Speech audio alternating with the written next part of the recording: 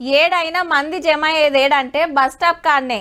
ఆఫీస్లకు పోయేటోళ్ళు, ఈ స్కూళ్ళు కాలేజీలకు పోతోళ్ళు, పండ్ల మీద తిరిగేటోళ్ళు, పక్కకే టిఫిన్ బండ్లు, చాయ్ దుకాణాలు నడుపుకునేటోళ్ళు, వచ్చిపోయే బస్సులు ఎక్కేటోళ్ళు దిగేటోళ్ళు ఎవ్వరు బిజీ వాళ్ళదే.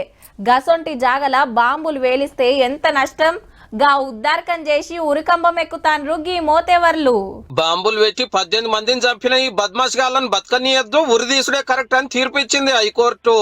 12 ఏళ్ల కిందట హైదరాబాద్ దిల్సుఖ్ నగర్ బస్టాండ్ ముంగట ఇంకోటి అసుంటకు ఒకదాని ఇంకొకటి 2 బాంబులు వేలిస్తే 18 మంది పానాలు పోయినాయి. 130 మందికి దెబ్బలు దాకి దవాఖానలో పడ్డారు.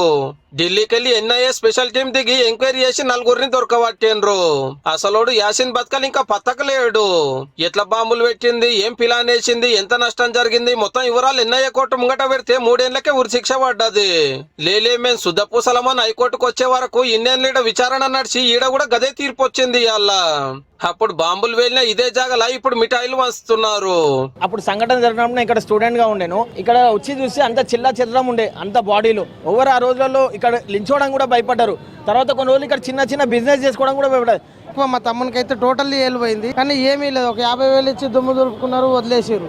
గోకుల్ చాట్ బాధితుడిని. నా బాడీ మొత్తం డ్యామేజ్ అయింది. నాకు 4 జబ్బులు వచ్చినాయి. Cancer, hernia, ulcer, brain operation. నాకు 45 లక్షలు ఖర్చు అయింది.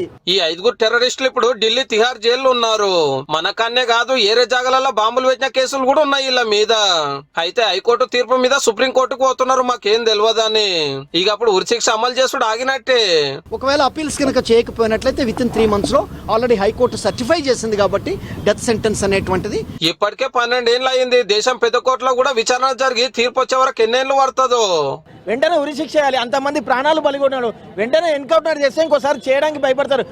తొందరగా వాళ్ళు ఉరిశిక్ష తీయాలి. మళ్ళీ ఆ పైకోర్టుకు పోకుండా ఇట్లా ఇంకో 12 ఏళ్ళు గడపకుండా సుప్రీంకోర్టు తీర్పు వచ్చే వరకు అసలోని కూడా దొరకవచ్చి అందరికి చెప్పున శిక్ష పడేటట్టు చూడండి సాలరు.